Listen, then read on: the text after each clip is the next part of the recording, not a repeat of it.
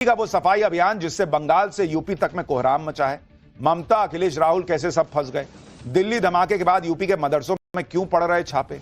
तौकीर रजा पर क्यों हो गया बुलडोजर एक्शन। अब इसका चैप्टर। नरेंद्र मोदी इस वक्त उस सफाई अभियान में जुटे हैं जिसमें क्लियर कट बात यह है कि देश को अंदर से खोखला करने वाले, देश के खिलाफ साजिशें करने वालों के लिए अब हम रेड कारपेट नहीं बिछाएंगे बल्कि उनका सफाया करेंगे। और नरेंद्र मोदी के इसी सफाई अभियान से बंगाल से लेकर यूपी तक कोहराम मच गया है। कैसे ममता बनर्जी से लेकर अखिलेश और राहुल गांधी सब पीएम मोदी के सफाई अभियान से मचे कोहराम में फंस गए हैं। बंगाल में इस वक्त घुसपैठियों पर एक्शन को लेकर क्या हो रहा है। दिल्ली धमाके के बाद यूपी के मदरसों पर छापे क्यों पड़ रहे हैं। यूपी में विवादित मौलाना तौकीर रजा पर बुलडोजर एक्शन कैसे शुरू हो गया फिर से, आज आपको सब दिखाऊंगा। लेकिन पहले एक ट्रेलर देखिए।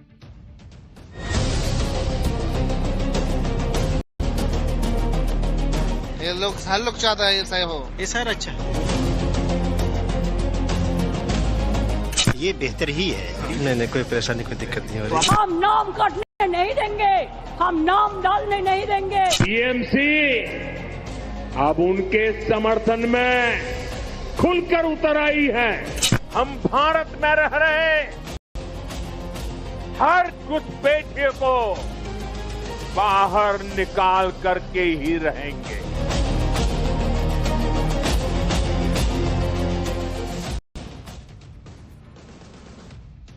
नरेंद्र मोदी के सफाई अभियान से सबसे ज्यादा बवाल मचा है पश्चिम बंगाल में, जहां एसआईआर हो रहा है, जहां घुसपैठियों को भगाने की तस्वीरें सब देख रहे हैं। और इस सफाई अभियान से ममता बनर्जी कई दिनों से भड़की हुई। ममता बनर्जी तो एसआईआर के खिलाफ सड़क पर उतरकर प्रोटेस्ट कर चुकी। ममता बनर्जी ने बीएलओ की आत्महत्या का मुद्दा उठाया और केंद्र सरकार को बीएलओ की मौत का जिम्मेदार बता दिया। ममता बनर्जी ने आज एक नया दांव भी चल दिया। ममता बनर्जी ने एसआईआर के दौरान जान गंवाने वालों के परिवार वालों को मुआवजे का ऐलान किया। ममता बनर्जी ने कहा कि एसआईआर के दौरान 39 लोग जान गंवा चुके हैं, जिसमें 4 बीएलओ भी हैं।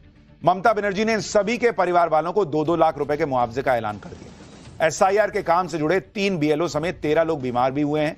इनको 1-1 लाख रुपया दिया जाएगा। एसआईआर के मुद्दे पर ममता बनर्जी तो बीजेपी को धमकी भी दे चुकी है कि अगर एसआईआर नहीं रोका गया तो वो बीजेपी की नींव हिला देंगे। ममता बनर्जी एसआईआर के मुद्दे पर लगातार मोदी सरकार पर हमलावर है, जबकि प्रधानमंत्री मोदी घुसपैठियों को बाहर निकालने का संकल्प ले चुके हैं।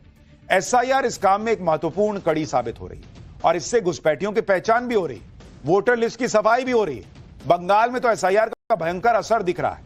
आप ये तस्वीरें देखिए, कैसे लोग बंगाल से वापस जा रहे हैं। बंगाल के कई जिलों से बांग्लादेश का बॉर्डर लगता है और ये सभी लोग वापस बांग्लादेश जा रहे हैं। अब विपक्ष बताए कि एसआईआर की जरूरत नहीं है, ना होता एसआईआर तो ये लोग निकलते कभी बोरिया बिस्तर बांध के। एसआईआर का भले ही ममता बनर्जी विरोध कर रही हैं, लेकिन बंगाल के बॉर्डर वाले जिलों में लोग खुश हैं। देखिए बांग्लादेश बॉर्डर से लगे हकीमपुर से नव भारत की ये ग्राउंड रिपोर्ट।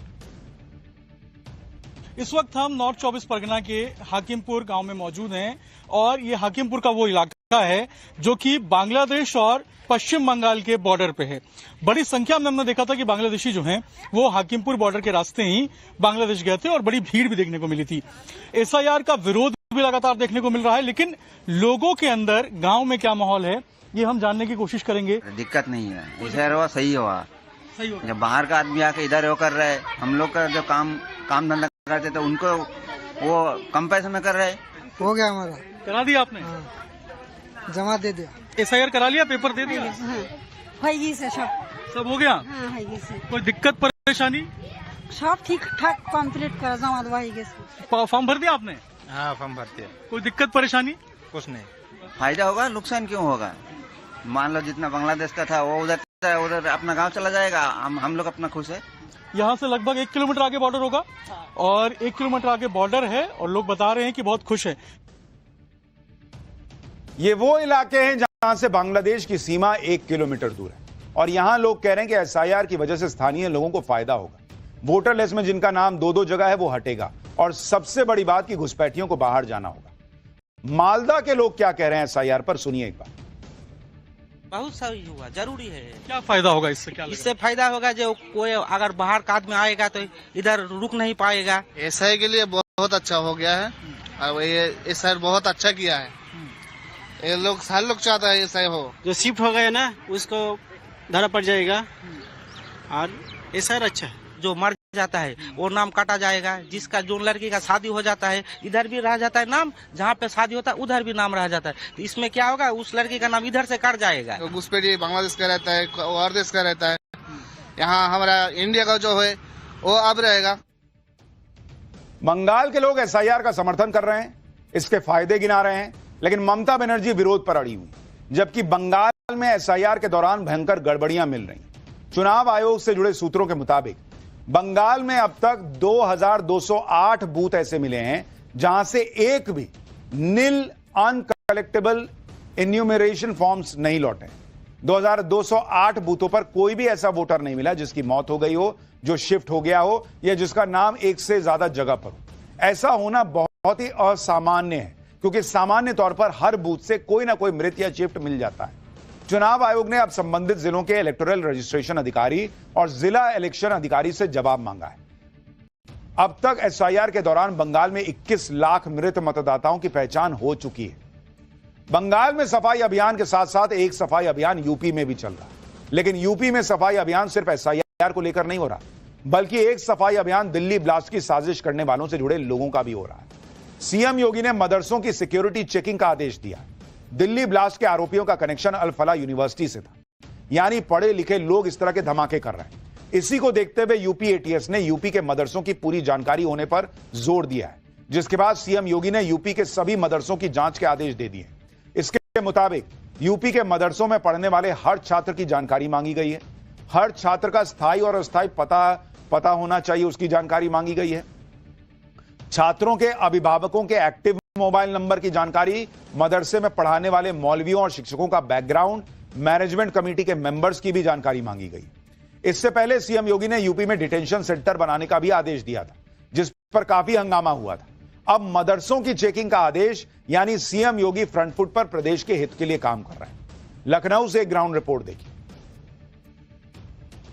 में देखिए किस तरीके से जो टीचर हैं वो बच्चों के वेरीफाई कर रहे हैं, जो डॉक्यूमेंट्स उनके हैं उनको चेक किया जा रहा है, आधार कार्ड चेक किया जा रहा है। मकसद ये है कि ये बच्चे जो है वो कहाँ के हैं, कौन बच्चे हैं जो इन मदरसों में पढ़ते हैं, तो ये जानना बेहद जरूरी है। और शायद इसीलिए सरकार के निर्देश के बाद, सीएम योगी के निर्देश के बाद जो है तमाम मदरसे हैं वहाँ बच्चे जो पढ़ रहे हैं उनकी संख्या, उनके नंबर्स, उनके जो आई कार्ड्स हैं वो चेक किए जा रहे हैं। देखिए किस तरह से जो है जो आधार कार्ड उनके पास है उनको आधार कार्ड को वेरीफाई किया जा रहा। तो ये जो मदरसा है लखनऊ का, इस मदरसे में देखिए क्या जांच क्या कर रहे हैं आप लोग? सर मैं इनकी आधार कार्ड वेरिफिकेशन कर रहा हूँ, फोटो से मैचिंग कर रहा हूँ, किस डिस्ट्रिक्ट से बिलोंग करते हैं वो कर रहा हूँ, किस स्टेट से बिलोंग करते हैं वो सारा वेरिफिकेशन करने के बाद ही ये सारे डॉक्यूमेंट सबमिट कर रहा है। अच्छा, तो ये मांगा गया है डॉक्यूमेंट? जी जी हाँ, डॉक्यूमेंट वेरिफिकेशन मांगा गया मंत्री जी। क्या मांगा गया है, क्या जानकारी? इसमें ये मांगा गया कि सारे स्टेट किस स्टेट के हैं, जैसे उत्तर प्रदेश के या बंगाल के या किस जगह के, सारा वेरिफिकेशन में विद स्टाफ के, विद बच्चों के सारी चीजें मांगी गई। तो हम लोग ये बच्चों से सारा वेरिफिकेशन कर रहे हैं कि आधार कार्ड से मैचिंग कर रहे हैं, ये कहाँ है क्या, क्योंकि उस इंसिडेंट के बाद, और ये बहुत जरूरी भी था कि हर एक बच्चे का पुख्ता वेरिफिकेशन हो जाए, जिससे वो यहाँ से बिलोंग करते हैं, इसी संस्था में रहते हैं। इस चेकिंग अभियान से मदरसों में हड़कंप मचा हुआ है, क्योंकि यूपी में मदरसों की संख्या छोटी मोटी नहीं है। यूपी में लगभग 23,500 मदरसे हैं, 16,513 मदरसे मान्यता प्राप्त हैं। इसमें से 560 मदरसे एडेड हैं, जिनको सरकार ग्रांट देती है। 8,000 मदरसे गैर मान्यता प्राप्त हैं। इन सभी मदरसों की चेकिंग शुरू हो गई है। छात्रों के आधार कार्ड देखे जा रहे हैं, वो कहां से आए हैं, कब से पढ़ रहे हैं। मौलवियों का भी बैकग्राउंड चेक किया जा रहा है। यह सब इसलिए हो रहा है ताकि किसी भी तरह से मदरसों का मिसयूज ना हो। मदरसों के छात्र इस प्रक्रिया से सहमत हैं और इसे जरूरी भी बता रहे हैं। सुनिए एक बार। आई कार्ड, आधार कार्ड और उसको नाम से मैच करके और इसको पॉजिटिव वे में लेना है, और ताकि इसमें कोई बेहतर ही है। नहीं, कोई परेशानी, कोई दिक्कत नहीं हो रही। तो आप लोग सपोर्ट कर रहे हैं, आप लोग जांच हो रही है, कोई दिक्कत हो रही है आप लोग को? कहाँ के रहने वाले हैं आप? मैं जिला कुशीनगर का रहने वाला। कोई दिक्कत हो रही है क्या? नहीं, कोई दिक्कत नहीं सर। आपको लगता है ये ठीक है? जी बिल्कुल दुरुस्त है। क्यों ऐसा होना चाहिए? क्योंकि लोगों को पता चले कि लोग कहाँ से हैं, कहाँ से आए हैं पढ़ने के लिए, और नजर में रहें, जानकारी होनी चाहिए, मालूम होना चाहिए कि मतलब कि कहाँ के हैं ये। बिल्कुल जरूरी सर है। तो ये तमाम जो छात्र हैं ये भी इस बात को मानते हैं कि ये जरूरी है, जो यहाँ पढ़ाने वाले टीचर्स हैं वो भी मानते हैं कि ये बेहद अहम फैसला है। इधर यूपी के मदरसों की चेकिंग हो रही है, दूसरी तरफ सीएम योगी का बुलडोजर गरज रहा है। यूपी के बरेली में 26 सितंबर को नमाज के बाद हुए बवाल और हिंसा के बाद आरोप जिसका लगा था तौकीर रजा पर, अब आरोप है कि मौलाना तौकीर रजा ने ही लोगों को भड़काया था, जिसके बाद लोगों ने हिंसा और पुलिस पर पथराव किया था। आई लव मोहम्मद वाले पोस्टर के बाद मौलाना तौकीर रजा ने विरोध प्रदर्शन का ऐलान किया था। उसी दौरान यह सारा हंगामा हुआ था। बरेली हिंसा के बाद से ही तौकीर रजा पर एक्शन हो रहा है। तौकीर रजा के करीबियों पर बुलडोजर एक्शन हो चुका है। आज फिर से बरेली में मौलाना तौकीर रजा के करीबियों के बारात घर पर बुलडोजर चलाया गया। सुरक्षा के लिए बड़ी संख्या में पुलिस फोर्स मौजूद थी। आरोप है कि तौकीर रजा के करीबियों के दोनों बारात घर अवैध थे, यानी यूपी में भी जबरदस्त सफाई अभियान चल रहा है। For more of such videos, do like, share and subscribe to ET Now Swadesh.